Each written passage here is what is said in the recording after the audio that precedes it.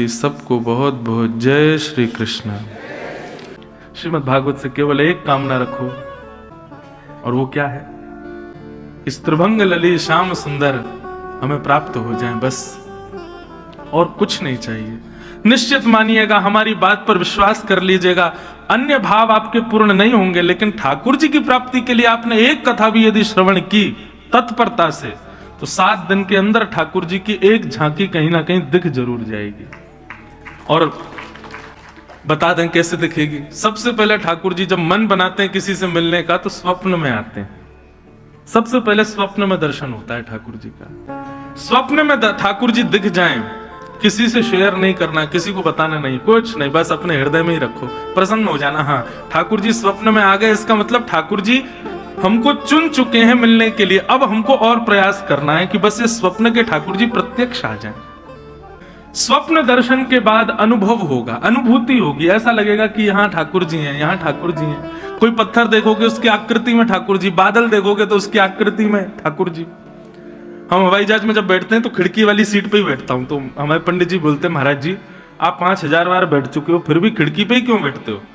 मैंने कहा मैं बादलों की आकृति देखता हूं, कभी कभी ठाकुर जी दिख जाते हैं। उस आकृति में कभी कभी ऐसा लगता है शाम शाम कहीं दिख जाएं, इसलिए खिड़की की तरफ बैठता हूं कि आकृतियां वो देखता रहूं। हमारी हर स्थिति, हर भाव ऐसे हो जाए बंधुओं कि नकारात्मकता कहीं ना रहे। घर से निकलते ही छींकते हैं तो लोग पानी देते, पानी पियो, अशुभ है। नहीं, वैष्णवों के लिए कुछ अशुभ नहीं होता। जिसके चित्त में ठाकुर जी हैं उसके लिए सब चीज भावुक है, सब चीज अच्छी है।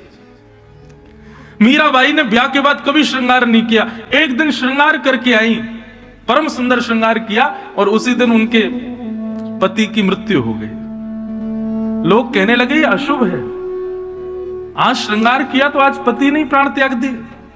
पर नहीं, वैष्णव की कोई भी क्रिया अशुभ नहीं होती। सांसारिक व्यक्ति के हर क्रिया में भय बना रहता, कुछ गड़बड़ी ना हो जाए, कुछ अशुभ ना हो जाए, कुछ गलत ना हो जाए। वैष्णव की कोई क्रिया गलत नहीं होती, उसकी हर क्रिया में सकारात्मकता होती।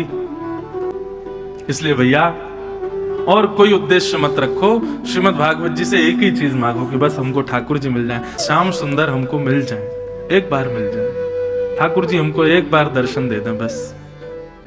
तो स्वप्न दर्शन, फिर अनुभव दर्शन, अनुभूति होगी। आकृतियां कुछ भी होंगी, आपको दिखेगा कि नहीं ये तो ठाकुर जी हैं। ये देखो ना, ऐसा लग रहा है कि श्याम सुंदर खड़े हैं, बंशी बजा रहे हैं, ऐसी आकृतियां दिखेंगी।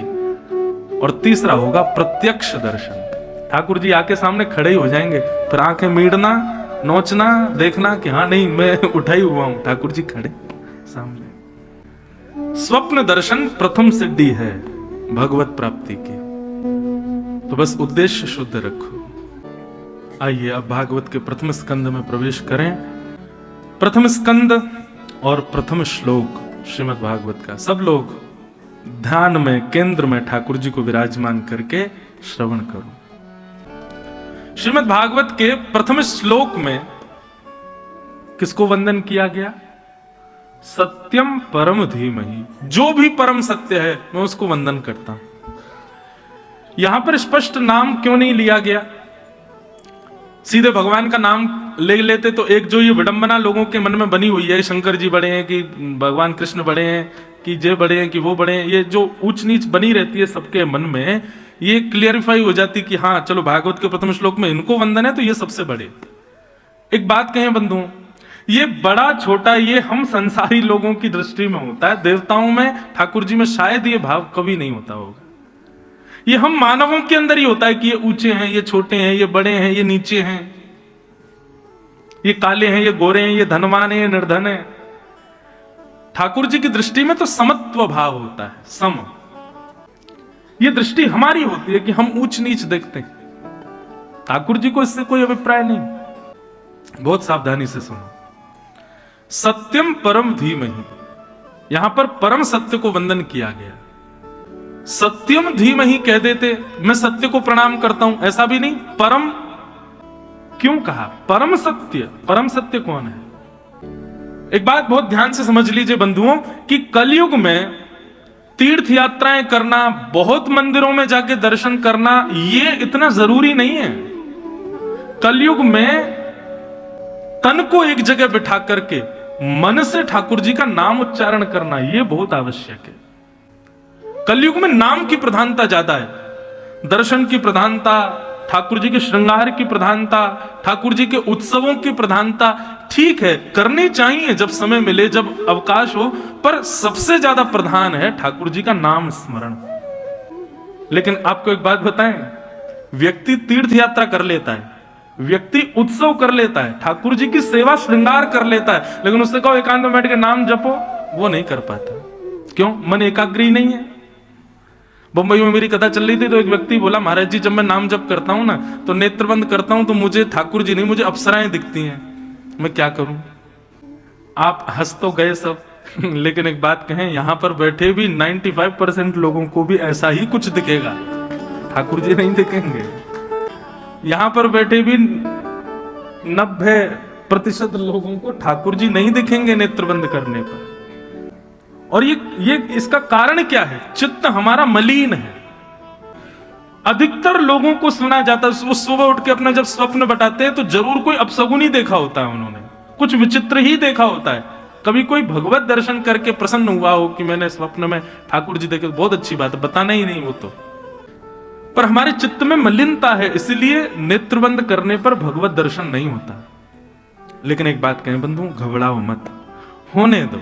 नेत्र बंद करते हो, नाम जप करते हो, कुछ दूषित दिखता है या जिसका चिंतन करते हो वही दिख रहा है, या फिर धन दिख रहा है, भोजन दिख रहा है, या कुछ भी दिख रहा है, दिखने दो।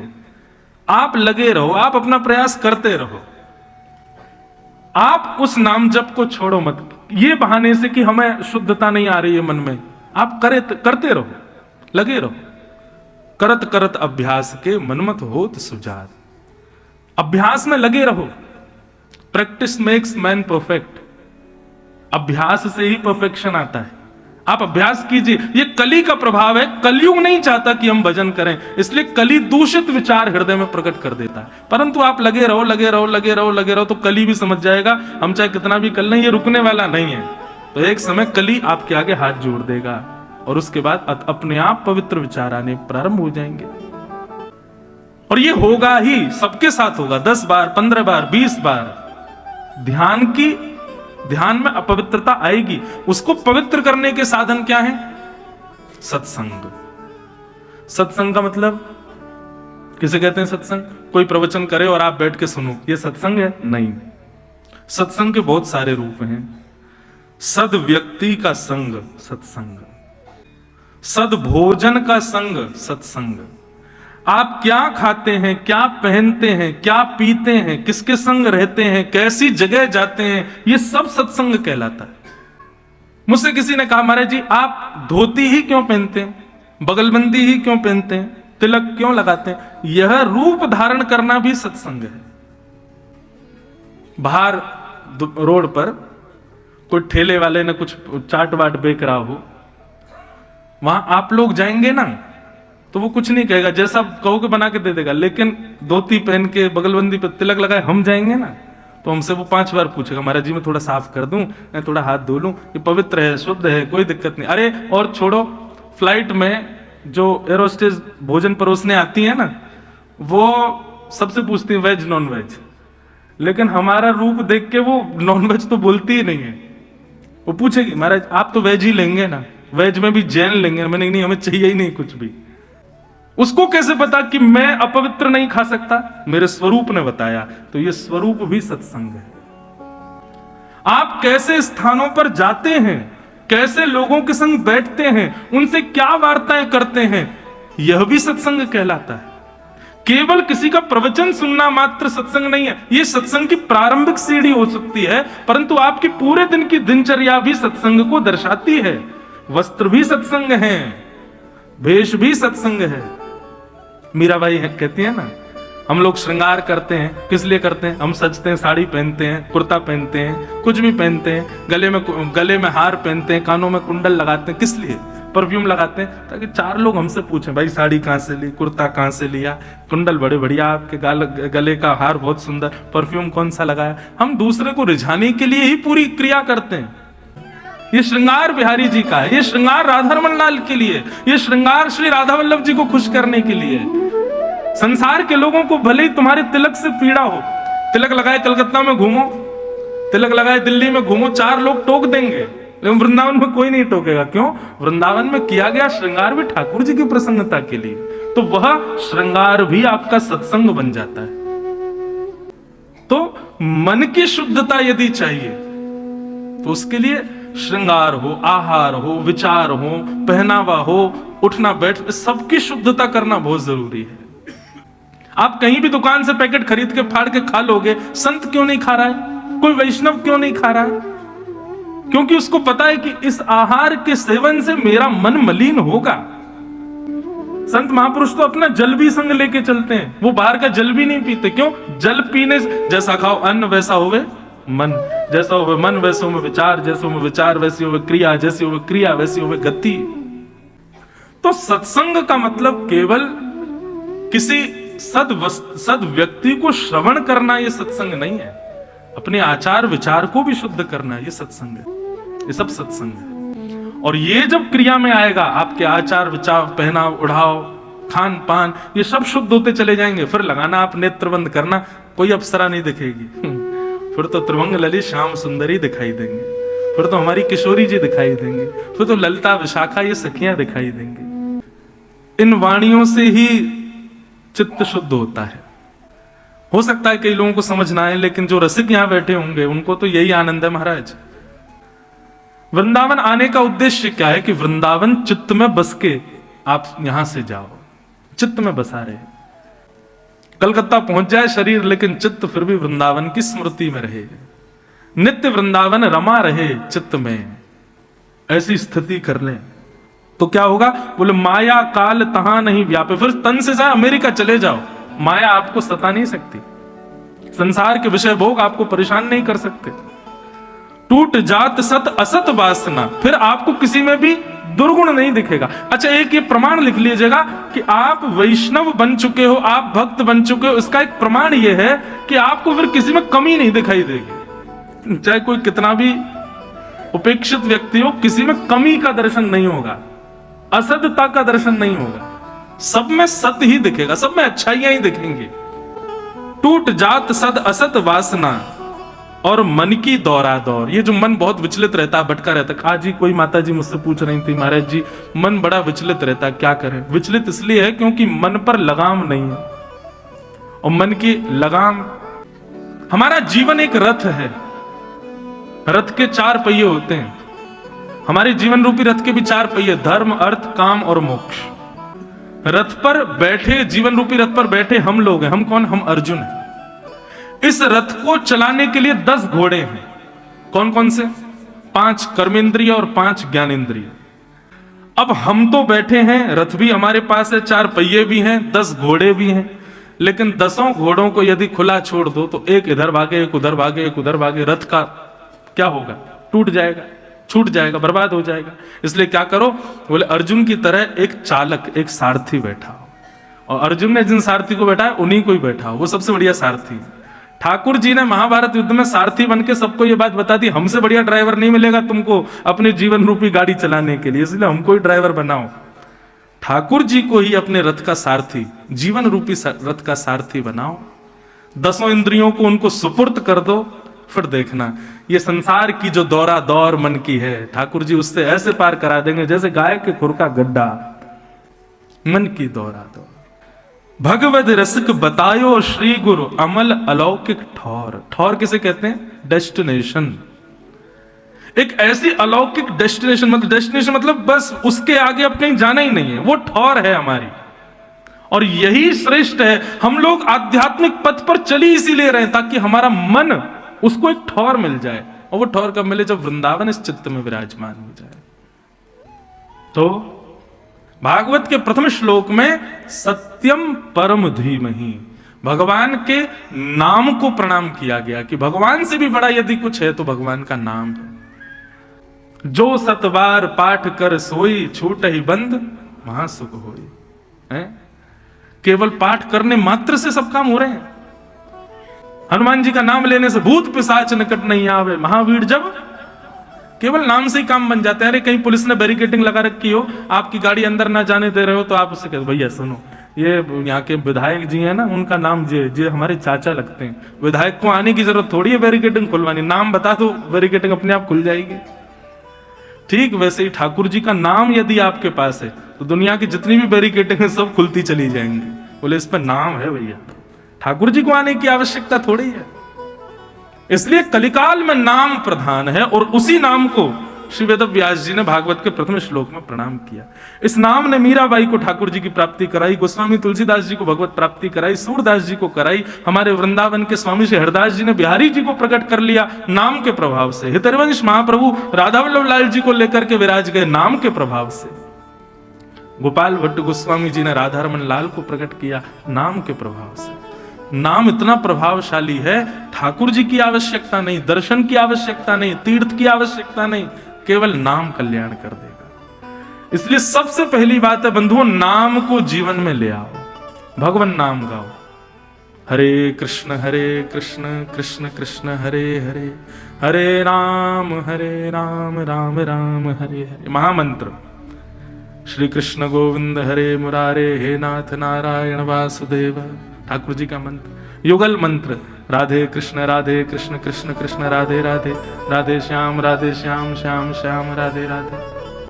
भगवान का नाम बहुत इजी है, कोई भी गा सकता है। छोटे छोटे बच्चे जब वो बोलना सीखते हैं ना, उनसे आप माँ बुलवाओ, पापा बुलवाओ, भैया बुलवाओ, कुछ भी बुलवाओ, कठिनाई होगी। लेकिन आप कभी प्रयास करना, कोई बालक जन्म ले घर में, जैसे ही 8-9 महीने 10 महीने का हो जाए, उसको ठाकुर जी का नाम बुलवाओ, बोलो राम राम, बोलो राधे राधे, कितनी जल्दी सीख जाएगा वो। भगवान का नाम बड़ा सुलभ है, कोई भी गा सकता है और उसको गाने वाली जीव हमारे वश में है। लेकिन फिर भी नरक के द्वार खुले हुए हैं, इससे बड़ा आश्चर्य कोई नहीं है, क्योंकि नरक के द्वार बंद ही नाम करता है, उस नाम को हम गाते नहीं, इसीलिए तो नरक के द्वार खुले। इसलिए नाम आश्रित हो जाओ, नाम का आश्रय ले लो। सत्यम परम धीमहि, ऐसे भगवान के परम सत्य नाम को हम बारंबार प्रणाम करते हैं। श्रीमद् भागवत के द्वितीय श्लोक में 4 बातें बताई गई, विषय, अधिकारी, संबंध और प्रयोजन। सबसे पहली बात, भागवत का विषय क्या है? सबसे पहली बात, भागवत का विषय क्या है?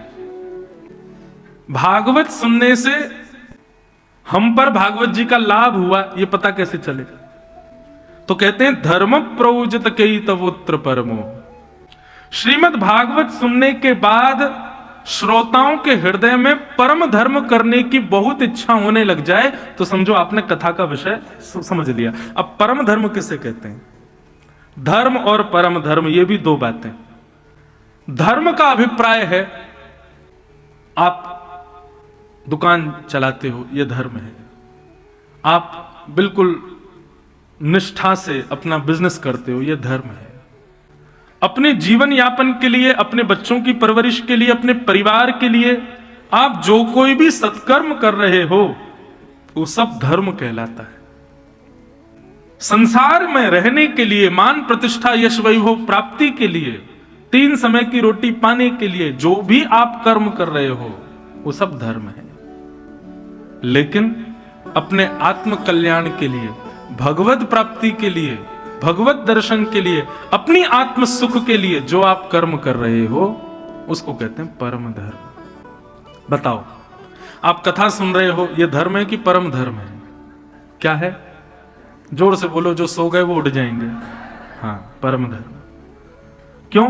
यहां पर आपके तन के लिए आप कुछ नहीं कर रहे हो, मन के लिए। एक और बात कहते हैं, तन के लिए जो कुछ भी किया गया है वो सब धर्म है, लेकिन मन की शुद्धता के लिए जो आप करते हो वो परम धर्म। गंगा स्नान भी धर्म है क्योंकि तन ने डुबकी लगाई। तीर्थ यात्राएं करना भी धर्म है क्योंकि तन ने जाकर के भ्रमण किया। लेकिन नेत्र बंद करके भगवत स्मरण करना ये धर्म नहीं है, ये परम धर्म है। क्यों? वहां मन के लिए आप कर रहे हैं। तो ज्यादा इसको कॉम्प्लिकेटेड नहीं, सिंपल डेफिनेशन यही है, तन की उपस्थितियां जहां जहां हो रही हैं वो सब धर्म, लेकिन मन की उपस्थिति शुद्धता से भगवत कार्यों में जहां होती है वो परम धर्म। परम धर्म। कथा में धर्म भी हो रहा है क्योंकि तन से भी आए हो, लेकिन तन से भले ही यहां आ जाओ, मन से नहीं आओगे तो कथा सुनना भी व्यर्थ है। तो मन की उपस्थिति है, इसलिए ये परम धर्म है। कथा सुनने के बाद श्रोताओं के हृदय में अधिकतर परम धर्म करने की इच्छा प्रकट होने लग जाए, समझो कि उन पर कथा ने प्रभाव डाला है। मतलब तन से धर्म करें इसकी अभिलाषा इतनी नहीं होगी, पर मन से हमारा हो, मन से हम कुछ करें, मन से पुण्य करें, मन से भगवत स्मरण करें। इसका मतलब आलसी हो जाओ ये नहीं है। महाराज जी ने बढ़िया बताया है, बोले तन से करना इतना जरूरी नहीं, मन से ज्यादा करना जरूरी है। सुबह उठ जाओ महाराज, अब चलो बद्रीनाथ हुआ है, हम मन से ही सोच लिया बद्रीनाथ हुआ है। भैया बिहारी जी चलो वृंदावन, नहीं महाराज जी बोल के गए मन से जाना है, मन ही घूम आएगा हमारा, अब क्या करें। ऐसे तो फिर आलसी हो जाओगे। आलस्य नहीं, मन की उपस्थिति का कारण कि मन से, ठीक है बिहारी जी जाना भी उचित है, बद्रीनाथ भी जाना उचित, पर मन को गतिशील हो, मन का प्रभाव दिखे हमारे जीवन पर, तब मन से किया गया जो क्रिया है वो परम धर्म कहलाएगा। परम धर्म, धर्म और परम धर्म। तो भागवत का विषय क्या है? परम धर्म के प्रति ज्यादा रुचि, मन की शुद्धता, मन की उपस्थिति में ज्यादा रुचि रहे तो समझो वो परम धर्म है। तो ये भागवत का विषय। दूसरा, भागवत का अधिकारी कौन है? श्रीमद् भागवत सुनने और कहने का अधिकार किसको मिला है? क्यों? यहां पर भी कोई प्रमाण चाहिए। हाँ, निर्मत सराणाम सताम। भागवत का अधिकारी कैसा होना चाहिए? बोले मात्सर्य दोष से रहित होना चाहिए, उसके अंदर मात्सर्यता नहीं होनी चाहिए। मात्सर्यता किसे कहते हैं? दुख के 3 कारण बताए जाते हैं शास्त्रों में। दुख का पहला कारण क्या है? कर्म, जैसा करोगे भोगोगे। दुख का दूसरा कारण क्या है? काल, समय। कभी कभी आप कर्म अच्छे कर रहे हो लेकिन समय अच्छा नहीं। और दुख का तीसरा कारण क्या है? स्वभाव। कई लोगों के स्वभाव ही दुखी है। क्यों रो रहे हो भैया? बोले रो नहीं रहा, मेरा चेहरा ही ऐसा है। कई लोग वैसे दुखी रहते हैं, कितना भी अच्छा कर लो फिर भी दुखी हैं वो। तो दुख के ये 3 कारण, परंतु कलयुग में एक दुख का एक और कारण है, चौथा। क्या? दूसरे के सुख का दुख। ये सुखी क्यों है? ये हंस क्यों रहा है? ये इतना खुश क्यों है? इसकी खुशी मुझसे देखी नहीं जा रही। तो दुख का चौथा कारण कलयुग में क्या है? दूसरे की प्रसन्नता, दूसरे का हंसना, दूसरे का खुश होना, ये हमारे दुख का कारण बन जाता है। और बड़े शहरों में तो ये बहुत ही ज्यादा है। दूसरे का सुख कोई नहीं देख सकता, दूसरे के सुख में लोग सुखी नहीं होते। तो ये जो चौथा वाला जो गुण है, ये जिन लोगों के अंदर ये दोष है, जो दूसरों के सुख से दुखी होते हैं, ऐसे व्यक्ति को ना तो कथा सुनने का अधिकार है और ना कथा कहने का अधिकार। मात्सर्य दोष से युक्त व्यक्ति वो कथा सुन भी नहीं पाएगा और कथा सुना भी नहीं पाएगा। कहने का अभिप्राय यह है कि वो मंच पर बैठ जाए वक्ता बन के, लेकिन मात्सर्य दोष उसके हृदय में, तो उसकी कथा प्रभाव नहीं डाल पाएगी किसी के चित्त पर। मात्सर्य दोष से युक्त व्यक्ति कथा के क्रम में आ भी जाएगा तो 4 घंटे व्यास कहते रह जाएंगे, लेकिन उसको कुछ पल्ले नहीं पड़ेगा, समझ में नहीं आया। क्योंकि मात्सर्य दोष ज्ञान को भीतर आने से रोकता है। मात्सर्य दोष दूसरे पर प्रभाव डालने से रोकता है आपकी वाणी को। इसलिए भागवत का अधिकारी कौन? मात्सर्य रहित व्यक्ति। एक काम, हमारी कई एक बात मानिएगा, जब आप लोग वापस अपने अपने घर जाओ, मैं एक बात कहता हूं कथाओं में कि जब अपने घर जाओ कथाएं सुन के, तो उस व्यक्ति से जरूर मिलिएगा जिससे आपको कभी ईर्ष्या थी। और एक बात बताएं, दूध का धुला कोई नहीं, ईर्ष्या एक ना एक बार सबको होती है। सबको किसी ना किसी से ईर्ष्या तो रहती है, किसी ना किसी से जलन तो सबको हुई है। ये मात्सर्य दोष सबके हृदय में होता है। कथा सुनकर के उस व्यक्ति को देखिएगा, यदि अब भी आपके हृदय में वही ज्वलनशीलता और वही उसकी प्रसन्नता से दुख हो रहा है, मात्सर्य दोष अभी भी चित्त में है, तो इसका मतलब है अभी कथा ने आपको स्वीकार नहीं किया। लेकिन कथा सुनने के बाद आप गए और उस व्यक्ति को जैसे ही देखा तो अब उससे जलन नहीं हो रही, अब उसमें गुण दिख रहा, अब वो अच्छा सा लग रहा, अब उसमें भी बढ़िया दर्शन हो रहा है, तो प्रसन्न हो जाना। क्या कि भैया राधा माधव ने हमको स्वीकार कर लिया, कथा ने हमको स्वीकार कर लिया, कथा हमारे चित्त में आ गई, हमारा मात्सर्य दोष नष्ट हो गया। मात्सर्य दोष की रहितता का ये प्रमाण है। तो जरूर करिएगा। जो लोग कलकत्ता से आए, दिल्ली से आए, पंजाब से आए, जहां जहां से आप लोग आए हो, और जो वृंदावन के भी हैं, कहीं वृंदावन वाले इतना मत भूल जाइए कि भाई हमें तो कोई दिक्कत ही ना है। आप लोग भी यहां से बाहर निकल के जाना और उस व्यक्ति से जरूर मिलने जाना जिससे ईर्ष्या होती है। और मिलने नहीं जाओ तो फेसबुक पे ही खोल लेना, उसका अकाउंट खोल के देखना, नहीं है तो बढ़िया ही है, और देखे कि हाँ बढ़िया है तो समझना कथा ने प्रभाव डाला है। आप जैसे हो वैसे ही बने रहे तो भैया क्यों कर रहे हो 4 घंटे व्यर्थ, क्यों इतना पैसा बर्बाद कर रहे हो कथा वथा कराने में, सुनने में? लगे रहो, वैसे ही बने रहो। ये परिवर्तनशील होना बहुत आवश्यक है बंधु, परिवर्तन।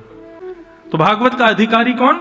निर्मत सराणाम सता, जो मात्सर्य दोष से रहित। एक बार भगवान की एक भक्त ने तपस्या की, भगवान प्रसन्न हो गए, बोले मांगो क्या चाहिए। उसने मांगा, बोले मैं जो मांगू सो मुझे मिल जाए, मैं जब जो चाहूं वो वस्तु मेरे सामने उपस्थित हो जाए, ऐसा वरदान दे दो। भगवान बोले ये वरदान नहीं देंगे भाई, तुम लोग बड़े खतरनाक हो, कुछ भी मांग सकते हो। भस्मासुर ने कहा मैं सिर पे हाथ रखूं तो भस्म हो जाए, उसने शंकर जी के सिर पे हाथ रखा सबसे पहले, ताकि ये भस्म हो जाए, पार्वती जी से मैं ब्याह कर लूं।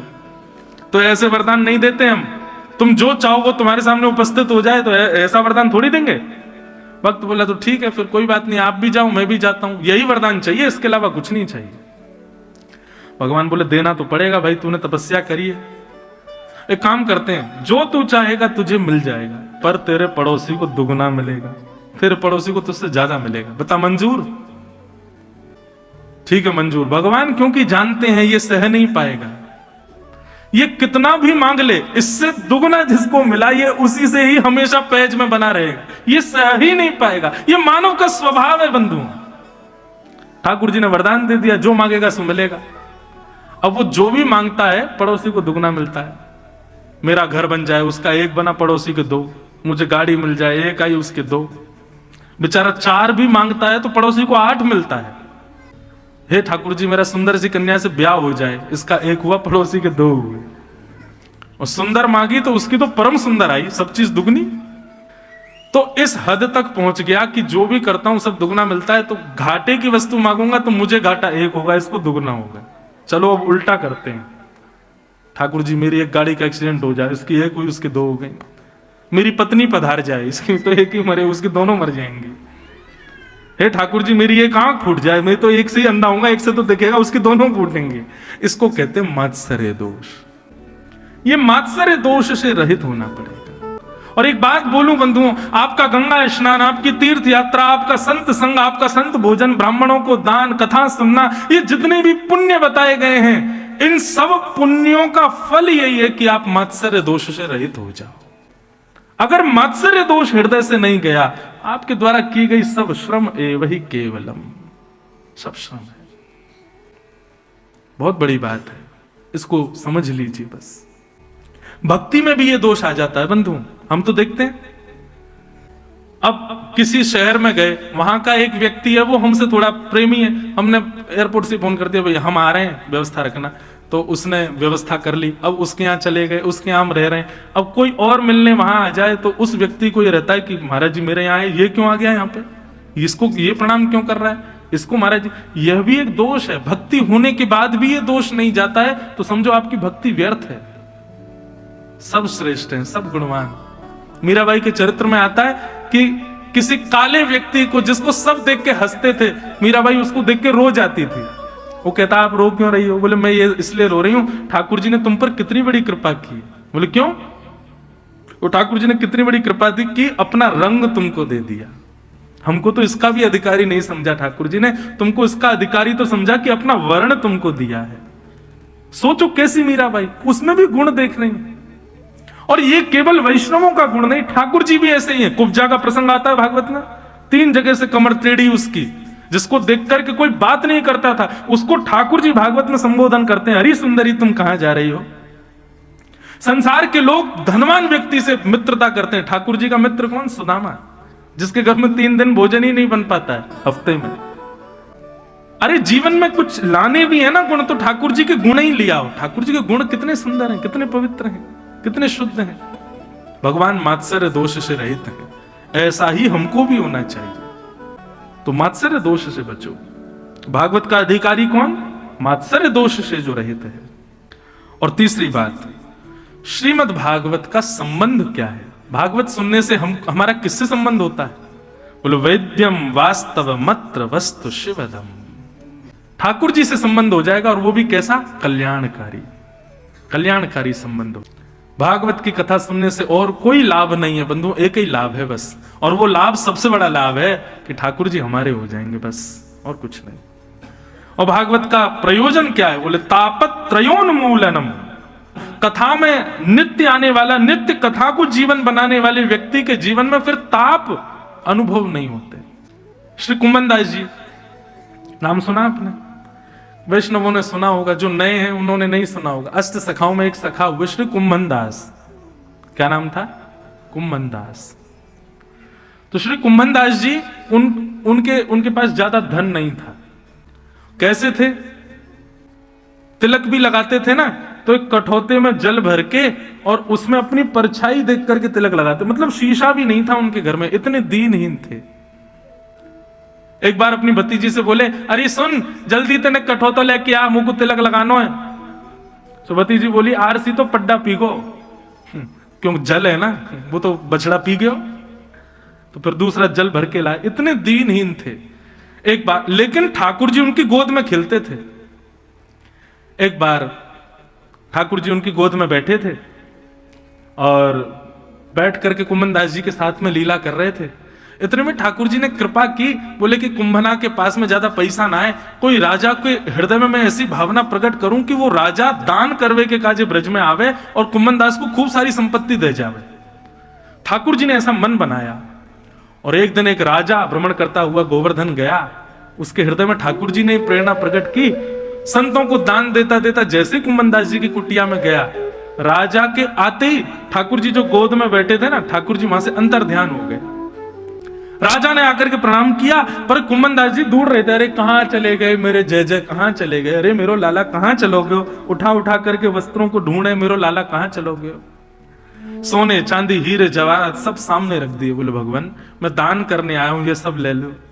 कुंभनदास जी बोले, तो दान की पड़ रही है? ए मेरे हृदय को सबसे बड़ा रत्न तो मुंह को छोड़ के चलोगे, इन सबन लेके आयो है, जरूर इन सबन के मारे ही वो चलोगे। ले जा, या कुछ ना चाहिए, कोई और को दे दियो। राजा ने खूब प्रार्थना की। घर के सदस्य कहने लगे, कुंभनदास जी ले लो, हमारे घर में बहुत तंगी चलती है। अरे घर सब ठीक रहेगा, भोजन पानी बढ़िया चलेंगे, ले लो रत्नों को। कुंभनदास जी बोले, यदि ये रत्न घर आएंगे तो मैं घर छोड़ के चलो जाऊंगा, ले जाओ इनको यहां से, मुझे नहीं चाहिए। और रोने लगे, मेरे ठाकुर जी कहां चले गए? राजा जैसे ही रत्न समेट कर वापस गया, सोई ठाकुर जी फिर से उनकी गोद में आ गए और गोद में आके बोले, कुंभना तेने वाके द्वारा दी गई सब सामग्री ठुकरा क्यों दई? अरे तो पता हुआ राजा को मैंने ही चेतायो, वाके हृदय में मैंने ही भावना प्रकट करी कि तो को आके खूब सारो धन दे जाए, और तेने वाको ठुकरा दियो क्यों? कुंभनदास जी कितनी सुंदर बात कहते हैं, लाल जी यदि मैं वो सारे रत्न ले लेता तो आपको लगता अब कुंभनदास सुखी हो गया और आप दोबारा मंदिर में चले जाते, मेरे पास लौट के नहीं आते। मैंने रत्न नहीं लिए तो आपको चिंता हुई, तो आप लौट के दोबारा मेरी गोदी में आ गए पूछने कि तूने रत्न क्यों नहीं लिए।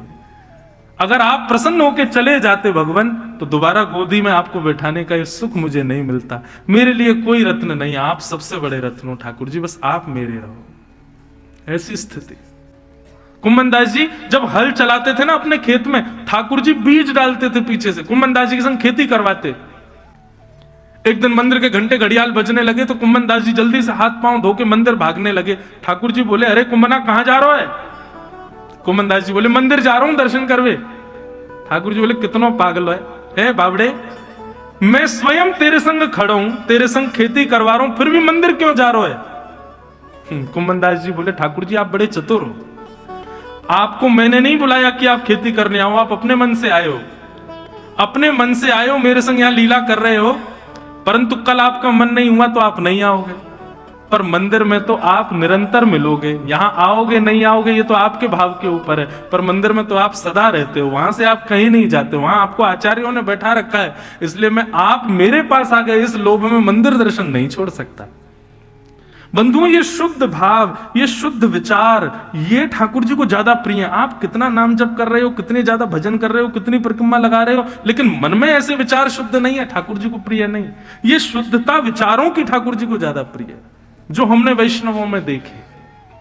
तो वैद्यम वास्तव मत्र वस्तु शिवदम तापत्रयोन्मूलनम, संसार के कष्ट भी कष्ट से ना लगे, ठाकुर जी का भाव प्रिय लगे। निगम कल्प तरोर गलितम फलम, वेद रूपी कल्प वृक्ष का पका हुआ फल श्रीमद् भागवत। बंधुओं, वेदों का सार है श्रीमद् भागवत। यदि आपने श्रीमद् भागवत को जीवन में हृदयस्थ कर लिया है तो इसका मतलब संपूर्ण वेदों का सार आपको प्राप्त हो गया। सुख मुखाद अमृत द्रव संयुतम। अब ये तीसरा श्लोक जो है ना, अभी तक श्रोताओं के लिए थी बातें, अब ये तीसरा श्लोक वक्ता के लिए। वक्ता को कैसा होना चाहिए? बोले सुख के जैसा, यानी कि तोते के तरह होना चाहिए। तोता क्या करता है? बोले फल में और मिठास कर देता है। श्रीमद् भागवत रूपी फल मीठा है, पर वक्ता को चाहिए और मीठा करके श्रोताओं को परोस दे, सुख की तरह। तीसरी बात, श्रीमद् भागवत श्रवण का विषय नहीं है, श्रीमद् भागवत सुनने का विषय नहीं है, श्रीमद् भागवत पीने का विषय। पियो। आप कहोगे महाराज जी कछु भी बोल रहे हो, हैं मंच मिल गो तो बस जो मन में आ रही है बोल रहे हो, कथा सुनी जाती है, आप कह रहे हो पियो। अब ये पिए कैसे? हमसे नहीं, ठाकुर जी से पूछो। क्यों? जब सुनने के लिए कानों में यंत्र है तो ये बाहर दोने क्यों बनाए ठाकुर? ये दोना जैसे क्यों बना दिए? इनका क्या अभिप्राय? हमारे तन में हर अंग का एक ना एक अभिप्राय, पर इसका कोई अभिप्राय बताओ मुझे, इसका क्या अभिप्राय? इसका केवल दो अभिप्राय हैं, और वो दोनों अभिप्राय भी कोई सार्थक नहीं, बस जबरदस्ती के हैं। पहला तो कुंडल पहन लो, और दूसरा चश्मा लग गया तो चश्मा टांग लो। तीसरा इसका कोई अभिप्राय नहीं। यदि ठाकुर जी ने ये नहीं बनाए होते तो जब हमारी आंख कमजोर हो जाती है तो चश्मा हमको यहाँ पे कील गड़वानी पड़ती है, उसमें चश्मा यहाँ पर यूं ऐसे करके वो धागा सा कुछ होता है वो पीछे बांधना पड़ता, जे है तो चश्मा टंग जाता है। बाकी इनका कोई अभिप्राय है? श्रीमद् भागवत में इनका अभिप्राय बताया गया। क्या अभिप्राय है? बोले इनको क्या बोलते हैं? बोले श्रवण पुट। पुट मतलब होता है दोना। ये दोने की आकृति ठाकुर जी ने क्यों बनाई है? बोले भाई दोने में रसायन भर के पिया जाता है, खीर लेके खाई जाती है, कड़ी रखी जाती है, कुछ ना कुछ पानी की वस्तु को दोने में रखा जाता है। अब इसमें आप घी आदि कुछ डालोगे तो ये बर्बाद हो जाएगा।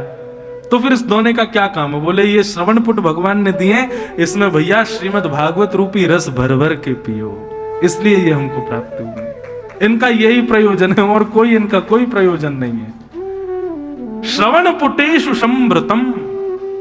ये श्रवण पुट कथा सुननी नहीं है, सुनना है संसार की बातें सुनो, सुनना है व्यक्ति जो बाहर बोलते हैं वो सुनो। कथा तो पीने का विषय। पीने का मतलब क्या है? पीने का मतलब है पी हुई वस्तु तुरंत असर करती है। विष पी लो तुरंत असर होगा, मर जाओगे। मदिरा पी लो तुरंत असर होगा, नशा हो जाएगा। औषधि पी लो तुरंत असर होगा, रोग ठीक हो जाएगा। छाछ पी लो, दूध पी लो, कुछ भी पीने वाली वस्तु होती है वो तुरंत आपके शरीर को लगती है, असर दिखाती है। ठीक उसीलिए यहां पिबत शब्द का प्रयोग किया गया कि कथा तुरंत आपके शरीर को लगे और आपके जीवन पर असर डालने लगे तो समझो आपने कथा सुनी नहीं, पी है। आप सुन रहे हो तो जैसे हो वैसे ही बने रहोगे, लेकिन पी रहे हो तो निश्चित असर आएगा, बदलाव निश्चित होगा। और बदलाव ही इस बात का प्रमाण है, कथा सुनी नहीं पी गई है। पिबत भागवतम रसमालयम मुहुर्हो रसिका भुवि भावुका। भागवत पियो, पीने का विषय। श्रीमद् भागवत पीनी है, पिबत भागवतम। तो इस प्रकार ये 3 मंगलाचरण किए गए। इन 3 मंगलाचरणों के बाद 6 प्रश्न सौनकादि ऋषियों ने किए, और इन 6 प्रश्नों के उत्तर में अब सूत जी यहां से प्रवचन करना प्रारंभ करते हैं, और उससे पूर्व अपने गुरु को वंदन करते हैं, अपने गुरु को प्रणाम करते हैं। हम सब भी प्रणाम करें। हमारे गुरु कौन है? जो भी गुरु हैं उनका स्मरण करो, नहीं तो श्री वृंदावन बिहारी लाल ये सबके गुरु हैं, इनको प्रणाम करो, वंदन करो। उत्तर श्रेष्ठ देने वाला गुरु हो ये जरूरी नहीं, प्रश्नकर्ता का प्रश्न भी श्रेष्ठ होना चाहिए। कई बार लोगों को खुली इजाजत मिलती है कि प्रश्न करो, बड़े विचित्र प्रश्न करते हैं आजकल के लोग। प्रश्न कैसा होना चाहिए? पूछने वाले का भी कल्याण हो, उत्तर देने वाले का भी कल्याण हो, और बाकी के जो लोग बैठे हैं सुनने के लिए उनका भी कल्याण हो। प्रश्न सदैव ऐसा होना चाहिए। ओरछा के राजा और उन राजा के गुरु श्री हरिराम व्यास जब वे ओरछा छोड़कर के वृंदावन आए तो श्री राधा वल्लभ लाल जी के मंदिर में पधारे। बहुत ध्यान से सुनिएगा। राधा वल्लभ लाल जी के मंदिर में श्री हरिराम व्यास जी आए और उन्होंने आकर के सेवकों से प्रार्थना की कि हमको हितरवंश महाप्रभु से मिलना है। अपने कुछ जिज्ञासाएं, कुछ प्रश्न मेरे मन में है, वो मुझे उनका उत्तर चाहिए। सेवकों ने कहा भैया वो भी व्यस्त हैं, ठाकुर जी की सेवा में लगे हैं, अभी आपका मिलना संभव नहीं हो पाएगा। हरिराम व्यास जी तो जिद कर लिए, नहीं मुझे तो अभी मिलना है। सेवकों ने जाकर के हितरवंश महाप्रभु से कहा, बोले भगवान एक ओरछा से हरिराम व्यास जी आए हैं और वो बहुत जिद कर रहे हैं आपसे मिलने की। हमने कहा कि महाराज जी अभी सेवा में हैं ठाकुर जी की, थोड़ी देर रुक जाओ, लेकिन मान नहीं रहे हैं। बोले मिलना है, मिलना है, अभी मिलना है। तो ठाकुर जी के लिए कुछ सामग्री भोजन की बना रहे थे हितरवंश महाप्रभु। इतने में ही उन्होंने कहा कि ठीक है लाओ, बुलाओ उनको यहीं पे, हम सामग्री सिद्ध करते करते उनसे बात करेंगे। हरिराम व्यास जी जैसे ही पहुंचे, प्रणाम किया, बोले भगवान मेरे मन की कुछ जिज्ञासाएं हैं, जिन जिज्ञासाओं के लिए मैं ओरछा से वृंदावन आया हूं, मैं आपसे पूछना चाहता हूं। तो हरिवंश महाप्रभु बोले अभी मैं कुछ सामग्री बना रहा था, लेकिन आपके प्रश्न कुछ ज्यादा, आप इंतजार नहीं कर पाओगे, इसलिए आपको पहले उत्तर देना पड़ेगा। तो मैं काम करता हूं, सामग्री बाद में बनाऊंगा, पहले आपके प्रश्नों का उत्तर दे देता हूं। तो हरिराम व्यास जी बोले नहीं नहीं नहीं भगवान, मुझे आपकी सेवा में विक्षेप नहीं डालना, आप भोजन भी बनाते रहिए और मेरे प्रश्नों का उत्तर भी देते रहिए। बस इतना कहा था और इतने में ही महाप्रभु जी ने उत्तर दिया। बोले ये बात तुम इसलिए कह रहे हो क्योंकि तुमको लगता है भोजन बनाना हाथ का धर्म है। हाँ, भोजन बनाना हाथ का धर्म है, लेकिन ठाकुर जी की सेवा के लिए प्रसाद बनाना ये हृदय का धर्म है, ये हाथ का धर्म नहीं है। और यदि हृदय मेरा प्रसाद बना रहा है तो मैं तुम्हारे संशय का उत्तर कैसे दे पाऊंगा? मेरी मन बुद्धि ये प्रसाद बना रही है, मेरे हाथ प्रसाद नहीं बना रहे। भोजन व्यक्ति विशेष के लिए है तो हाथ से बनेगा, लेकिन ठाकुर जी के लिए प्रसाद बनना है तो हृदय से ही बनेगा। तो एक समय पर दो काम हृदय नहीं कर पाएगा, इसलिए मैं पहले प्रसाद उतार दूं, फिर आपके संशय का। महाराज जैसी ये बात कही महाप्रभु जी ने, हरिराम व्यास जी तो नतमस्तक हो गए, बोले मेरे सारे प्रश्नों के उत्तर मिल गए भगवान, अब कुछ नहीं पूछना मुझे। मैं समझ गया। मैं आज तक हृदय को और शारीरिक क्रियाओं को अलग अलग मानता था, लेकिन आपने मेरे संशय की निवृत्ति कर दी कि भगवत भाव में शरीर सेवा नहीं करता, हृदय ही सेवा करता है। शरीर माध्यम बनता है, पैर माध्यम बनते हैं, वाणी माध्यम बनती है, नेत्र माध्यम बनते हैं, कान माध्यम बनते हैं, पर प्रधानता हृदय की होनी आवश्यक है। कथा सुनने के लिए कान होने जरूरी हैं, पर कानों से ज्यादा हृदय का होना जरूरी है। दर्शन के लिए नेत्र आवश्यक है, लेकिन नेत्रों से ज्यादा हृदय का होना आवश्यक है। परिक्रमा के लिए पैर हो, हिष्ट पुष्ट शरीर हो, नहीं, हृदय का होना। एक हमारे गोवर्धन की घटना, एक बहुत बड़ा बॉडी बिल्डर, और महाराज वो चैलेंज करने लगा, मैं ऐसे रहता हूं, मेरी डाइट ऐसी है, मैं कम से कम 5 दिन के अंदर डंडौती लगा दूंगा गिरिराज जी की। अहंकार हो गया उसको अपने शरीर पर। जो कम से कम 500 पुशअप तो करता था, पुशअप समझते हैं ऐसे करते हैं, क्या बोलते हैं उसको, जो 500 बार ऐसे ऐसे करता था, वो 5 बार भी आगे नहीं बढ़ पाया। और 5 बार में ऐसा पस्त हुआ कि हाथ जोड़ लिए, बोले मुझसे परिक्रमा नहीं लगेगी। क्यों? क्योंकि परिक्रमा शरीर का धर्म नहीं है। आप गिरिराज जी परिक्रमा में पस्त हो जाते हैं, जो भी लोग थक जाते हैं वो इसलिए थक जाते हैं क्योंकि शरीर से परिक्रमा दे रहे हैं। आप हृदय से दे के देखो, ये विचार करो कि जिस पथ पर हम चल रहे हैं, यहां श्यामा श्याम लीला करते हैं, ये कोई पर्वत नहीं है, साक्षात किशोरी जी का हृदय है। इस भावना से आप गिरिराज जी जाओ और बस यही प्रतीक्षा करो कि अब शायद ठाकुर जी की कोई लीला दिखे, अब शायद ठाकुर जी का दर्शन हो, पूरी परिक्रमा हो जाएगी, दूसरी शुरू हो जाएगी, आपकी थकान का पता नहीं चलेगा। क्यों? वो शरीर का कर्म नहीं है, वो हृदय का कर्म है, हृदय का धर्म है। हरिराम व्यास जी तो महाराज नतमस्तक हो गए, बोले भगवान आपने मेरे संशय का समाधान कर दिया, अब मुझे, मेरे मन में अब कोई प्रश्न है ही नहीं। हरिराम व्यास जी जब ओरछा से आए थे तो बताते हैं 5 बैलगाड़ियों में पोथियां भर के लाए थे, इतना पढ़ते थे वो, और सारी पोथियां जमुना जी में बहा दी उन्होंने। केवल एक समाधान से ऐसी निवृत्ति हुई हरिराम व्यास जी को, सब छोड़ दिया, ब्रज में बस गए। और फिर जीवन में कभी कोई प्रश्न ही नहीं किया गुरुदेव से। प्रश्न हृदय में उठना भी एक प्रकार से हमारी भक्ति अभी सूक्ष्म है, इस बात का प्रमाण है। अच्छा, एक और बात कहें, प्रश्न उठना भी गलत बात नहीं है, प्रश्न उठना ही चाहिए, जिज्ञासा होनी चाहिए, पर जिज्ञासा पूछने तक की स्थिति आ जाए तो समझो अभी हम में कमी है। जिज्ञासा तो भैया गुरुदेव का दर्शन करने मात्र से समाधान हो जाता है। मैंने कितनी बार कितनी लोगों को, मैं अपनी बात बता रहा हूं, मैं जब मेरे गुरुदेव पढ़ाने आते हैं या पूज्य पिताजी घर पर आते हैं या हमारे घर में कितने संत आते हैं, मैं सोचता हूं कि आज हमारे यहाँ वो आ रहे हैं, मैं उनसे ये पूछूंगा। और विश्वास मानिए, जैसे ही उनका दर्शन होता है लगता है कि अब इनसे पूछूं क्यों, मेरे तो समाधान मिल गया, मुझको मेरे प्रश्न का तो समाधान हो गया, इनके दर्शन मात्र से समाधान है। तो प्रश्न कैसा होना चाहिए, हो भी तो कैसा हो, लोक मंगलम, पूछने वाले, बताने वाले और सुनने वाले तीनों का कल्याण करे। सूत जी कहते हैं, आप लोगों ने जो प्रश्न किया है बहुत सुंदर है, क्योंकि इस प्रश्न के उत्तर में मेरे हृदय में भी ठाकुर जी प्रकट होंगे, आपके हृदय में भी ठाकुर जी प्रकट होंगे, और जितने लोग बैठे इनके हृदय में भी ठाकुर जी प्रकट होंगे। ऐसा प्रश्न ही होना चाहिए जिससे ठाकुर जी प्रकट हो। अब यहां परम धर्म का विषय, जो हम परम धर्म अभी सुन रहे थे, किसको कहते हैं, तो यहां सूत जी परम धर्म की व्याख्या कर रहे हैं।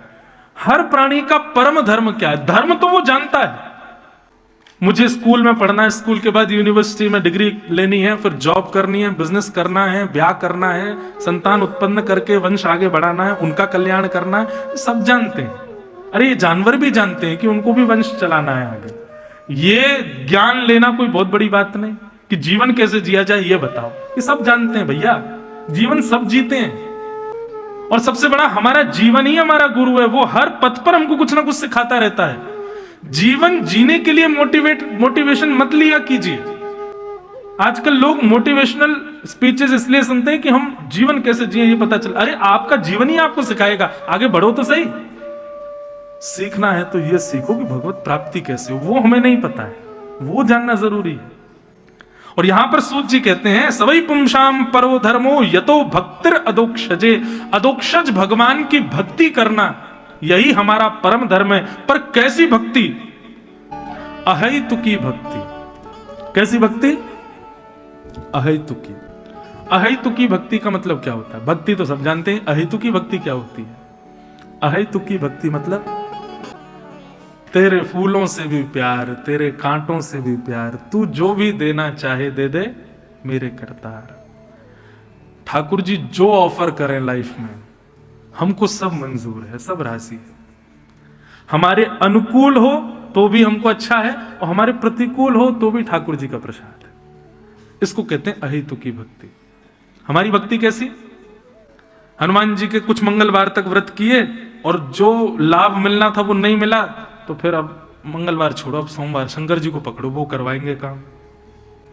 शंकर जी पकड़ लिए, अब शंकर जी के पीछे पड़ गए, महाराज हाथ धो के अमरनाथ पहुंच गए, केदारनाथ चले गए, काशी विश्वनाथ चले गए, शंकर जी के पीछे लगे लगे लगे, खूब दिन हो गए, काम नहीं बनने, अब क्या करें? बोले अब वैष्णो देवी को पकड़ो। देवी माँ कलकत्ता पहुंच गए, भद्रकाली, दक्षिणेश्वरी, काली, सब जगह जा रहे हैं, अब देवी देवी दिख रही हैं सब जगह। ये समय समय पर अपने इष्ट को बदल देना, ये भक्ति नहीं है।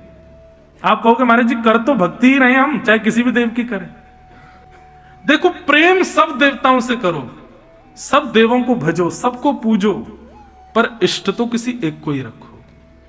हम कलकत्ता आते हैं, भद्रकाली जाते हैं, दक्षिणेश्वरी जाते हैं, वहां जाकर के भी प्रणाम करते हैं, हे मैया, हे योग माया, ऐसी कृपा करना हमारे वृंदावन बिहारी लाल में हमारी और भक्ति बढ़े। हम उनसे भी ठाकुर जी को ही मांगते हैं। हम महाकाल जाते हैं तो वहां भी, हे बाबा कृपा करियो, हमारे यहाँ तो आप गोपी बनकर के बैठे हो, गोपी प्रेम की भिक्षा दीजिए, ऐसी भिक्षा दो कि आपको जो प्रेम ठाकुर जी से वैसो प्रेम हमको भी प्राप्त हो। अहेतुकी भक्ति का मतलब क्या है? चाहे जीवन में कुछ हो जाए लेकिन हमारी भक्ति कभी डगमगाए ना, कभी विचलित ना हो।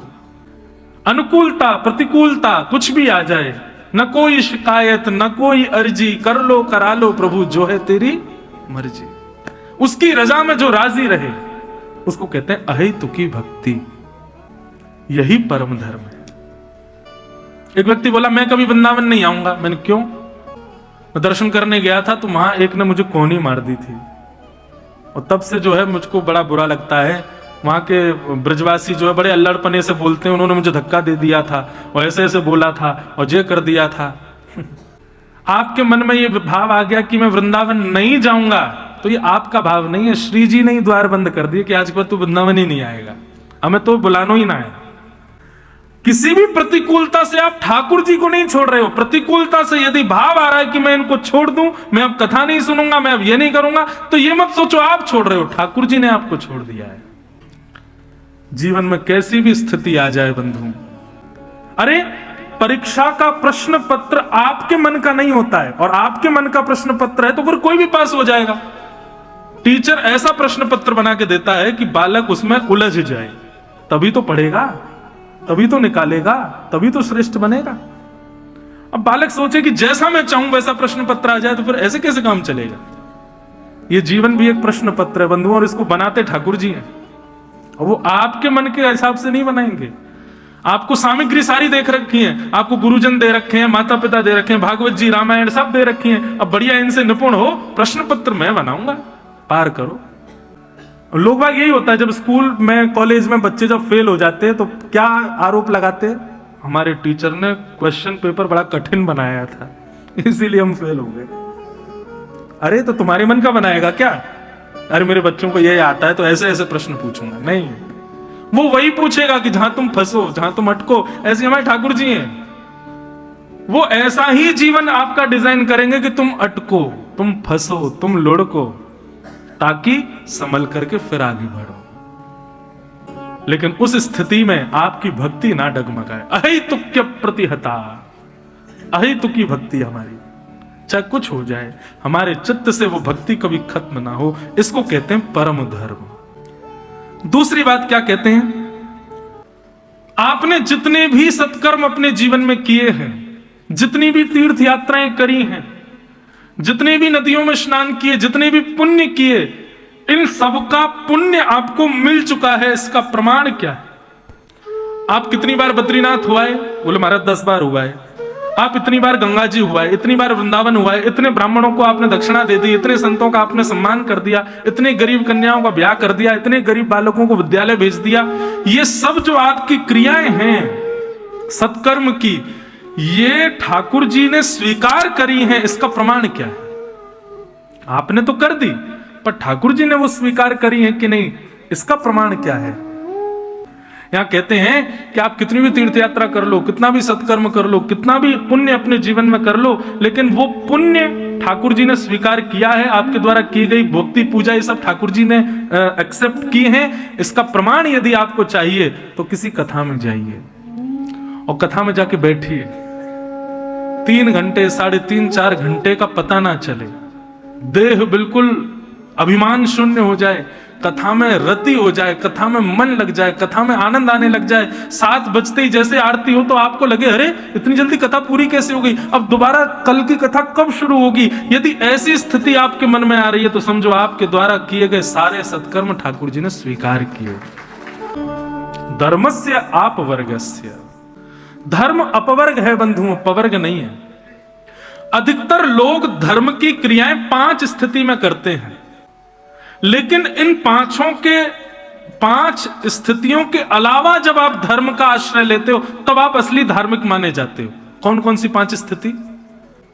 तो यहां लिखा है धर्मस्य अपवर्गस्य। अपवर्ग है धर्म, यानी कि पवर्ग नहीं है। पवर्ग में 5 शब्द होते हैं, प फ ब भ, और कौन सा होता है? कौन सा? मां। वाह, हिंदी जानते हो। पवर्ग प फ ब भ मां। तो प से बनता है पाप और पुण्य, प और फिर फ से बनता है फल, प फ फिर आया ब यानी कि बंधन, फिर आया भ यानी कि भय, और फिर आया म यानी कि मृत्यु। मतलब पहला पाप और पुण्य की, पाप हो गया, अब पाप के प्रायश्चित के लिए आप अगर हनुमान जी के पास जा रहे हो तो आप धार्मिक नहीं माने जाओगे। किसी पुण्य की प्राप्ति के लिए तीर्थों में जा रहे हो तो आप धार्मिक नहीं माने जाओगे। पाप और पुण्य से रहित होकर के आप ठाकुर जी का दर्शन कर रहे हो तो आप धार्मिक हो। आपको पाप के प्रायश्चित का भी कोई भय नहीं है और आपको पुण्य की भी कोई कामना नहीं है। बस मैं ऐसे ही देखत रहूं तो जन्म सफल कर मानो। स्वामी श्री हरदास जी कहते हैं, बोले कि आप दोनों एक दूसरे के प्रिय बने रहो। हम आपके प्रिय बने, हमारी ये भी इच्छा नहीं है। श्री जी के प्रिय ठाकुर जी, ठाकुर जी के प्रिय श्री जी, आप दोनों एक दूसरे के प्रिय बने रहो और हम आपको दूर से निहारते रहें। बस यही हमें चाहिए, ना तो और कुछ नहीं चाहिए। हमारा क्या है, बिहारी जी के भी मंदिर में जा रहे हैं तो बिहारी जी को देखने कम खुद को दिखाने ज्यादा जाते। तू हट पीछे, नेक मुंह देखने। बिहारी जी हाथ तो नेक, मेरा हाथ तो ऊपर है, जान दो, मुझे ऊपर उठा लो, कोई गोद में चढ़ा लो। हम वृंदावन आ गए, यही बहुत है। अब ठाकुर जी के दर्शन ना भी हो पाए तो कोई दिक्कत नहीं। होली के समय तो महाराज बिहारी जी के आगे एक झीनी चादर बांधनी पड़ती है। क्यों? लोग बाग फूल माला दूर से फेंक देते हैं ठाकुर जी के ऊपर। क्यों? जब तक माला हमारी चरणन में नहीं पहुंचेगी तब तक हमारी अटेंडेंस ही नहीं लगेगी, यहाँ पर हमारा पुण्य ही नहीं होगा। उनको मंदिर में हम आ गए ठाकुर जी, इससे फर्क नहीं है। मेरा प्रसाद ऊपर पहुंच जाए, मेरी माला पहुंच जाए। और तो क्या बताएं, कई बार तो लोग सिक्के के भी फेंक देते हैं, ठाकुर जी में जाके लग जाए, वैसे कोई दिक्कत नहीं। मैं काशी विश्वनाथ गया दर्शन करने, कथा थी बनारस में, मंगला के दर्शन किए। भैया मंगला होती है 2:30 बजे, 2:30-3 बजे सुबह। विश्वनाथ भगवान की ऐसी अद्भुत मंगला का दर्शन किया, आगे बैठ करके दर्शन हो गया। अब दर्शन के बाद सामान्य दर्शनार्थियों के लिए द्वार खुलता है और लंबी लाइन लगी थी महाराज। तो लाइन इतनी लंबी थी कि गेट खुलते ही इतने लोग घुस गए कि मैं पीछे रह गया। मैंने कोई नहीं, पीछे से हम कर लेंगे। अब मुझसे पहले 10, 15, 20 लोग भीतर चले गए। जैसे ही मैं भीतर गया महाराज, तो शंकर जी तो दिखे नहीं, डिस्पोजल ग्लास भरे पड़े थे। और शंकर जी जहां बैठे थे वहां ग्लास ही ग्लास थे। शंकर जी तो ऐसे हटा के देखने पड़े, वो बैठे शंकर जी। ये क्यों है पता है? लोगों को होड़ शंकर जी के दर्शन की नहीं है, लोगों को होड़ है कि हमें पुण्य मिले। और पुण्य कब मिलेगा? जब हमारे हाथ का दूध पड़ेगा इनके सर पे, तब हमको पुण्य मिलेगा। ये धार्मिक स्थिति नहीं है बंधु। पुण्य पाप से रहित, पहला पाप और पुण्य की कामना से किया गया भजन, पाप के प्रायश्चित के लिए और पुण्य की कामना के लिए, यह धार्मिक नहीं माना जाता वो व्यक्ति। फिर आया फल की प्राप्ति के लिए किया गया भजन, वो श्रेष्ठ नहीं माना जाता। हमको इसका फल क्या मिलेगा? फल नहीं। और फिर आया ब, यानी कि बंधन मुक्त, बंधन युक्त होने के लिए किया गया भजन। मैं इससे प्रेम करता हूं, ब्याह करना चाहता हूं। पंडित जी मंत्र बोल दो, पंडित जी प्रणाम कर रहे हैं, हमारा बढ़िया से ब्याह कराना। ये कोई धर्म है? धार्मिक थोड़ी है ये स्थिति। बंधन युक्त, बंधन मुक्त होने के लिए किया गया भजन, और ये शादी में किए गए फेरे वेरे, ये सब भी कोई धार्मिक स्थिति थोड़ी है।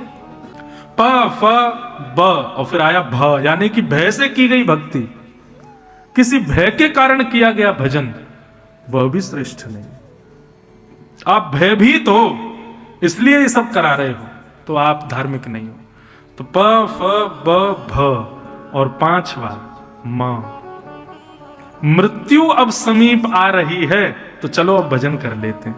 मतलब बुढ़ापा, सारी जीवन तो निकाल दिया सारे ऐशो आरामों में, अब ऐश आराम करने वाला शरीर बचा नहीं, नाचा जाता नहीं है, कुछ खाया जाता नहीं, दांत वांत सब टूट टाट गए, देख पाते नहीं है। नंबर लगाए महाराज, उठाने के लिए भी 2 लोग चाहिए, तो अब क्या सोच रहे हैं? बोले अब तो मंदिर वंदिर में पड़े रहें, वहीं भजन वजन करें। मृत्यु समीप आ रही है, पूरा जीवन निकल गया, अब आप भक्ति शुरू कर रहे हो तो आप धार्मिक नहीं हो। प फ ब भ म, इन 5 स्थानों से रहित होकर के व्यक्ति जब धर्म करता है, जब भजन करता है, जब नाम जप करता है, जब कथा सुनता है, तो वो धार्मिक माना जाता है। पाप रहित, फल रहित, भय रहित, मुक्ति रहित और मृत्यु के भय से ना हो करके। सबसे बढ़िया, यहां कोई वृद्ध लोग जो बैठे हैं वो बुरा नहीं मान जाना, महाराज जी ऐसे क्यों कह रहे हैं कि भैया बुढ़ापे में भक्ति, ठाकुर बुढ़ापे में भक्ति करना आपके लिए, उससे ठाकुर जी परेशान। ठाकुर जी को वो बुरे लगते हैं जब शरीर बलवान था, जब शरीर सब कुछ करने में सक्षम था, तब इन्होंने भजन नहीं किया। जब जीव में सारे स्वाद आते थे, दांत हर वस्तु को खा जाते थे, तब तो इन्होंने दुनिया भर की चीजें खाई। और अब जब सबसे शिथिल हो गए, आंख से बहेगा, आंख पे पड़ेगा जाला, नाक से बहेगा नाला, लाठी से पड़ेगा पाला, अब जाकर के कह रहे हो वृंदावन ले चलो, अब जाके कह रहे हो कथा करवा लो, अब जाके कह रहे हो कि वहां ले चलो। नहीं, तो आप धार्मिक नहीं हो। सर्व योग्य जब थे तब मेरा भजन करते। इसीलिए श्रीमद् भागवत में प्रहलाद जी महाराज कहते हैं, भक्ति करने की सबसे अच्छी आयु कौन सी है, सबसे अच्छी अवस्था कौन सी है। वैसे तो बोलते हैं कि जन्म से ही बालक में ऐसे लक्षण लाओ कि वो भजन करे, लेकिन फिर भी अगर समय निकल गया, बाल अवस्था निकल गई, तो कम से कम कुमार अवस्था यानी कि प्राप्ते तो 16 वर्ष, 15-16 वर्ष की आयु में बालक से अब उसको भजन करना चाहिए, अब उसको ठाकुर जी की भक्ति। लेकिन आजकल 15-16 भी बहुत ज्यादा है भैया। हम लोग, आप लोग जो यहाँ बैठे हो बड़े बड़े थोड़े, 15-16 आयु में हम लोगों को कुछ पता ही नहीं था। आज 8 साल का बालक इतना जानता है, सोच के लगता है कि भैया क्या होगा, कलयुग भयानक होने निश्चित। एक बार मैंने कहीं ऐड देखा था कि बालक माँ के गर्भ से निकलती फोन के लिए रोने लगा। और ये हो ही जाएगा घनघोर कलिकाल में। जैसे आज बालक जन्म लेते ही माँ का दुग्ध पान करता है, घनघोर कलिकाल में जन्म लेते ही बालक को फोन देना ही पड़ेगा, वो तभी शांत होगा। कभी कभी मुझे लगता है कि कलयुग में भगवान कल की पधारेंगे। राक्षस कौन है? यही है राक्षस, इसी को ही मारने आएंगे। राक्षस कौन? जो ठाकुर जी से व्यक्ति को विमुख करता है, वो राक्षस। हिरण्यकश्यप ने क्या किया? सबको ठाकुर जी के भजन से दूर करता था। रावण ने क्या किया? कहीं भी मठ मंदिर नहीं बनने चाहिए, हवन यज्ञ नहीं होना चाहिए, कोई भी भजन नहीं करेगा, करता था तो उसके सर धर से अलग कर देता था। कंस ने क्या किया? कंस ने भी यही किया, और यही आज के जमाने में ये कर रहा है। और देखो, हर युग में 2 राक्षस हुए। सतयुग में हिरण्यकश्यप हिरण्याक्ष, त्रेता में रावण कुंभकर्ण, द्वापर में शिशुपाल दंतवक्र, और कलयुग में फोन और इंटरनेट। ये 2 ही राक्षस हैं, और यही इन्हीं को ही मारने आएंगे कल की भगवान, इसी को ही नष्ट करने आएंगे, क्योंकि यही हमको भगवत विमुख कर रहा है। तो इसलिए भैया इन 5 बातों का ध्यान रखो। पाप, फल, बंधन, भय और मृत्यु, इन 5 से रहित होकर के जो भजन करता है, ठाकुर जी कहते हैं वो वैष्णव है, वो वैष्णव है। इस प्रकार सूत जी महाराज प्रवचन कर रहे थे।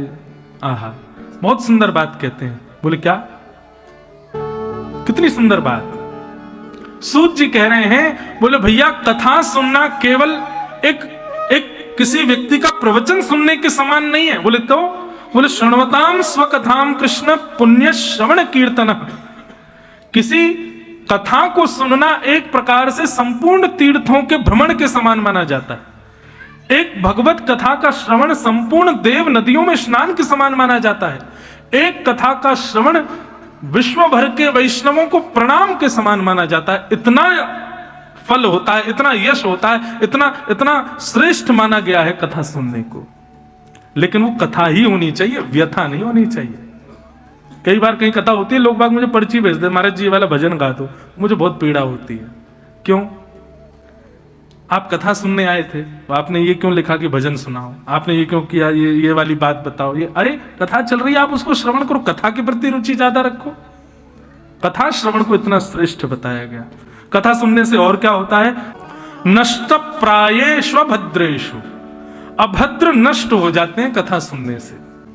अभद्रता जितनी भी है, चाहे वो नेत्रों से देखने की हो, कानों से सुन, पाप ज्यादातर मानव के चित्त में 2 स्थानों से प्रवेश करता है, कानों से और आंखों से। ये 2 ही द्वार हैं पाप प्रवेश करने के ज्यादातर। आप नेत्रों से जैसा देखोगे उतनी जल्दी पाप आएगा, कानों से जैसा सुनोगे उतनी जल्दी। तो कथा, अच्छा उसमें भी एक बात, पाप चित्त में आ गया, उसका उपचार केवल कानों से हो सकता है, नेत्रों से कम हो पाएगा। रावण ने भगवान को देखा था लेकिन पाप मुक्त नहीं हो पाया। कंस ने भी ठाकुर जी को देखा था लेकिन पाप मुक्त नहीं हो पाया। शिशुपाल दंतवक्र ने भी भगवान को देखा था लेकिन पाप मुक्त नहीं हो पाए। कौरव हर दिन ठाकुर जी को देखते थे लेकिन पाप मुक्त नहीं हो पाए। इसका मतलब क्या है? दर्शन से पाप मुक्त हो जाओगे ये जरूरी नहीं है। पाप मुक्त और अभद्रों का नष्टकरण तो केवल कथा ही कर सकती है, वो कथा से ही संभव होगा। आपने नियम बना लिया, रोज मैं राधारमण जी जाऊं, रोज मैं बिहारी जी जाऊंगा, रोज मैं राधा वल्लभ जी जाऊंगा, रोज मैं दर्शन। नित्य दर्शन का क्रम बनाने से अच्छा है, हाथ जोड़ के प्रार्थना, नित्य दर्शन भले ही ना हो पाए पर नित्य श्रवण जरूर करो। आप सबके पास में फोन है, आधुनिक यंत्र है, इंटरनेट है, उसके बिना कोई नहीं जी रहा है आज की डेट में। आजकल व्यक्ति एकादशी के दिन अन्न का, आहार का त्याग कर देगा, लेकिन एकादशी के दिन अगर ये कह दो फोन नहीं चलाना तो एकादशी भारी पड़ेगी महाराज। 12 घंटे भी हो लगे, वो कैसे करूं भैया। मैं कहता हूं अब एकादशी बदल जानी चाहिए थोड़ी सी। अब व्रतों में थोड़ा नियम बदलो। अब व्रत करना है ना तो उस वस्तु का करो जिस वस्तु को आप छोड़ नहीं सकते, उस वस्तु का व्रत करो। व्रत का मतलब, अब प्राचीन काल में फोन वोन नहीं थे, लोग भोजन को ही श्रेष्ठ मानते थे, इसलिए भोजन का निराहार होकर के व्रत करते थे। पर आज व्यक्ति भोजन छोड़ देगा लेकिन फोन नहीं छोड़ पाता, इंटरनेट नहीं छोड़ पाता। व्रत करना है तो उन वस्तु का करो जिसका आप त्याग नहीं कर पाते, जिसके बिना आप रह नहीं पाते, उसके बिना रहना ये व्रत है, ये व्रत करो। तो दर्शन की अगर विधि बना रहे हो उससे पहले श्रवण की बनाओ। नवदा भक्ति में भी सबसे पहली भक्ति कीर्तनम नहीं है, श्रवण में। आज बुरा नहीं मानिएगा, वृंदावन के कई मंदिरों में लोग इसलिए जाते हैं क्योंकि वहां कीर्तन बहुत अच्छा होता है। अच्छी बात है, कीर्तन में आप नाचो गाओ, अच्छी बात है, लेकिन कथा को प्रधानता पहले दो, सत्संग को प्रधानता पहले दो, किसी व्यक्ति के द्वारा दिए जा रहे प्रवचन को प्रधानता पहले दो। श्रवणम पहली भक्ति है। दूसरे नंबर पर आता है कीर्तनम विष्णु। आपने बिना श्रवण के कीर्तन किया तो कीर्तन लाभकारी नहीं होगा, पहले श्रवण करना पड़ेगा। ऐसे भगवान के अवतार की कथा बताई और उसके बाद भागवत की रचना का क्रम बताया गया कि श्रीमद् भागवत की रचना कैसे हुई। बहुत ध्यान से सुनना। वेद व्यास जी महाराज ने मानव कल्याण के लिए 4 वेद लिखे, उपनिषद लिखे, अनेक पुराण लिखे, लेकिन उनके मन को शांति नहीं मिली। तब वेद व्यास जी ने मन में विचार किया कि मैं ऐसा क्या लिखूं जिससे मुझे ऐसा लगे कि हाँ मैंने संसार को कुछ दिया है। अनंत ग्रंथ लिख दिए लेकिन अब भी असंतोष था हृदय। तब नारद जी महाराज वहां आए। नारद जी ने आकर के कहा, क्यों दुखी हो व्यास जी? बोले देखो ना, मैंने इतनी सारी पोथी लिख दी लेकिन मन को पता नहीं क्यों शांति नहीं मिल रही है, संतुष्टि नहीं हो रही है, मेरी कृति पर मुझको संतोष नहीं हो रहा है। तब नारद जी ने कहा, आपको संतोष ना होने का कारण मुझको पता है। बोले क्या है कारण? एक बात हमारी सुनिएगा, भक्ति में असंतुष्टि बना रहना यह वरदान है। भक्ति में सदैव असंतुष्टि रहो, सेवा में सदैव असंतुष्टि रहो, कथा में सदैव असंतुष्टि रहो। असंतुष्ट का मतलब क्या है? कथा सुन के ऐसा ना लगे अरे मैंने तो खूब सुन लिया। आपने कथा सुन ली और आप संतुष्ट हो गए तो एक ही कथा के बाद फिर कथा थोड़ी सुनोगे। अरे सुन तो ली, अब एक कथा आप कितनी बार सुने। असंतुष्ट रहोगे तो बार बार सुनने का मन होगा, और सुने और सुने और सुने। सेवा में असंतुष्ट रहोगे तो और सेवा का मन होगा।